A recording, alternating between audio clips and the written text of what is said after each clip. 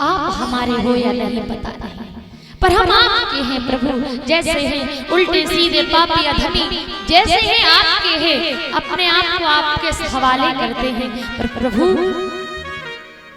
हम जैसे आपके लिए बहुत होंगे, पर आप जैसा हमारे लिए सिर्फ एक ही है। तो हमारे लिए आप से बढ़कर के कोई नहीं है, लेकिन मुझ जैसे भक्त, मुझ जैसे लोग आपकी जिंदगी में बहुत होंगे। इसलिए प्रभु हम आपके हैं। अब आप हमारे बनना चाहते हो कि नहीं बनना चाहते, ये आप सॉल्यूशन करिए। भगवान के नाम के सहारे दुनिया में हर चीज से छुटकारा मिल सकता है, हर दुख खत्म हो सकता है। सिर्फ नाम पकड़ लीजिए, भवसागर से ऐसे पार हो जाएंगे मैया। जैसे रास्ते में गाय का खुर रूपी गड्ढा आ जाए, उसे पार करने में हम सोचते नहीं है कि हम कैसे पार करें। क्यों मैया? गाय के खुर कितना गड्ढा आ जाए तो क्या अपना सैनी लगाएंगे पार करने को? नहीं लगाएंगे, सोचेंगे इतना सा गड्ढा क्या पार करें, पार कर जाओगे। उसी प्रकार से भगवान रूपी जब नाम आपके साथ में होगा तो ये संसार रूपी गड्ढा कब पार हो जाएगा पता ही नहीं चलेगा। इसलिए सहारा लीजिए भगवान के नाम का। एक प्यारी सी कहानी है मैया। एक ब्राह्मण अपनी ब्राह्मणी के साथ में ब्याह करके आए। रास्ते में आ रहे थे तो कुछ 4-5 चोर मिल गए जिन्होंने खूब बढ़िया भेष रखा था। कहा कि देखो हम चोर नहीं हैं, तुम जिस गांव में जा रहे हो उसी गांव में मैं भी जा रहा हूं, तो ऐसा करते हम इस शॉर्ट गली से चलते।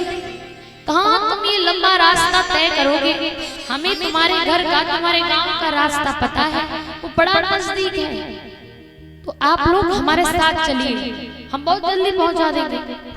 अब क्योंकि ब्राह्मण वेदों को पढ़ने वाले, भगवान पर भरोसा करने वाले कहने लगे कि देखो मैं आपके साथ नहीं जाऊंगा।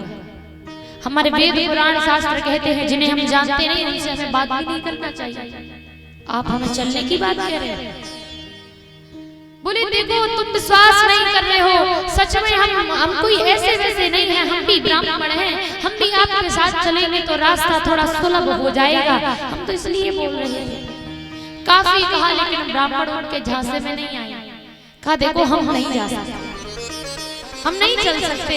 लेकिन ब्राह्मणी को जब ये सारा वृत्तांत ब्राह्मणी जी सुन रही हैं और जैसे ही चोरों ने कहा कि ब्राह्मण देवता मैं राम की सौगंध खा के कहता हूँ, मैं राम की कसम खा के कहता हूँ मैं आपके साथ कुछ अनिष्ट नहीं करूंगा, मैं कोई चोर कोई डकैत नहीं हूँ, मैं भी तुम्हारी तरह ब्राह्मण हूँ, तुम्हारे घर पर तुम्हें सुरक्षित छोड़ दूंगा और मैं अपने राह चला जाऊंगा। अब जब राम की कसम खा ली, ब्राह्मण नहीं माना, देखो हम तो विश्वास नहीं कर सकते। लेकिन ब्राह्मणी यानी मैयाओं का हृदय इतना कोमल होता है कि किसी पर भी मैयाएं बहुत जल्दी भरोसा कर लेती हैं। मैयाओं को सब पर दया आ जाती है। ब्राह्मणी को भी दया आ गई, बोली राम की कसम खाई है, झूठ तो नहीं बोलेंगे। कहा चलिए ना इन्हीं के साथ चलते हैं, सच तो कह रहे हैं रास्ता सुलभ हो जाएगा, बातें करते करते जाएंगे तो रास्ता मालूम नहीं पड़ेगा। अब ब्राह्मणी की बात मान करके ब्राह्मण देव चल दिए। रास्ते में जाकर के चोरों ने अपना रूप दिखाना शुरू कर दिया। ब्राह्मण का सर धड़ से अलग कर दिया, काट के अलग फेंक दिया, मार दिया।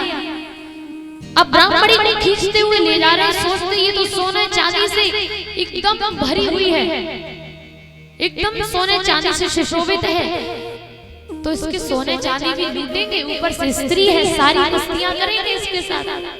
यही सोच करके चोर खींचते हुए ब्राह्मणी को ले जा रहे हैं। अब बार बार ब्राह्मणी पीछे देखती है। चोर कहते हैं अब पीछे क्या देख रही हो, अरे तुम्हारे पति को तो मैंने कब का मार दिया, अभी भी तुम्हें विश्वास नहीं है कि तुम्हारा पति मर गया।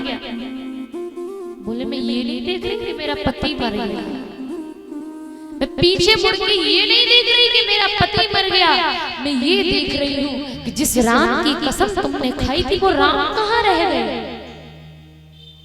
जिस राम की कसम खा करके तुम हम लोगों को अपने साथ ले चले, वो राम भी तो पीछे आ रहे होंगे। हम उन्हीं राम जी को देख रहे हैं जिनके नाम के सहारे हम तुम्हारे साथ चल दिए, राम के नाम पर भरोसा कर रहे हैं।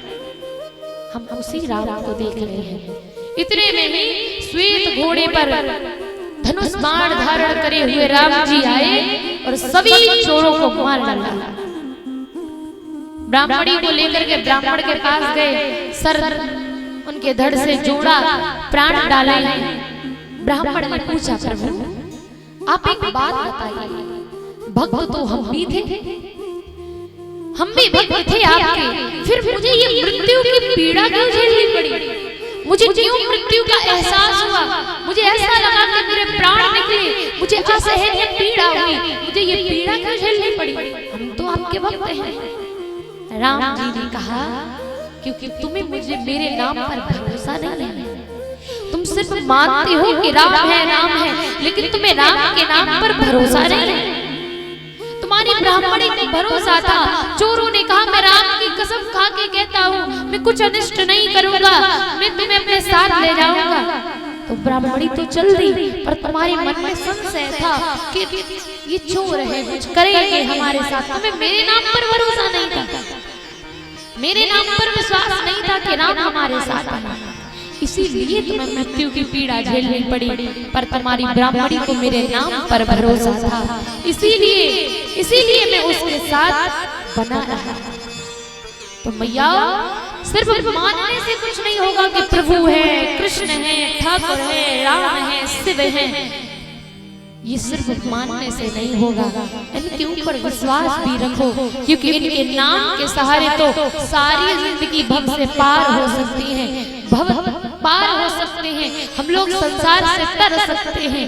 बस नाम का सहारा रखें, नाम पर भरोसा रखें। सिर्फ रटने मात्र से और बात करने मात्र से कुछ नहीं होता। जब तक हम भगवान पर अपना विश्वास कायम नहीं करेंगे, वो भगवान हमारे साथ नहीं रहेंगे, वो हमारा साथ नहीं दे सकते।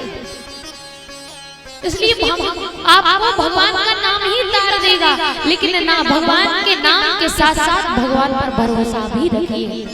इंसान श्रद्धा रखता है लेकिन भरोसा नहीं रखता। आज इस मंदिर में जाएगा कि प्रभु ये मेरा काम पूरा हो जाए, 4 दिन में नहीं काम पूरा हुआ तो भगवान ही बदल देते हैं, कहते थे ये भगवान खराब है, इनसे भी अब बात करना, अब चलो राम जी के मंदिर चलते हैं। राम जी के मंदिर गए, हाथ जोड़े, प्रभु जी काम पूरा हो जाए। अब राम जी ने भी पूरा नहीं कहा, ये भी किसी काम के नहीं, इन भगवान को भी छोड़ो, अब भोले बाबा के मंदिर चलते हैं। यानी भगवान को तुम मानते हो पर विश्वास नहीं करते हो, क्योंकि अगर विश्वास हो जाएगा तो आप यूं भगवान चेंज नहीं करोगे, भगवान नहीं बदलते फिरोगे। प्रभु है, विश्वास रखो, काम भी पूरा होगा, लेकिन हर एक काम पूरा होने का समय होता है, समय से ही पूरा होगा। तो श्रद्धा के साथ साथ प्रभु पर विश्वास भी रखिए, क्योंकि जब विश्वास जागृत होगा तो आपके मन में भगवान, आपके हृदय में भगवान सिंहासन पर बैठ जाएंगे, आपके हृदय रूपी सिंहासन पर बैठ करके आपके अंदर ही निवास करेंगे।